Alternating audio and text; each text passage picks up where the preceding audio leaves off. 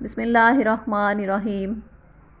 حضرت علی رضی اللہ تعالیٰ عنہ کہتے ہیں کہ میں نے رسول اللہ صلی اللہ علیہ وسلم کو فرماتے سنا، جو شخص اپنے مسلمان بھائی کی عیادت کے لیے آئے وہ جنت کے کھجور کے باغ میں چل رہا ہے، یہاں تک کہ وہ بیٹھ جائے۔ جب بیٹھ جائے تو رحمت اسے ڈھانپ لیتی ہے۔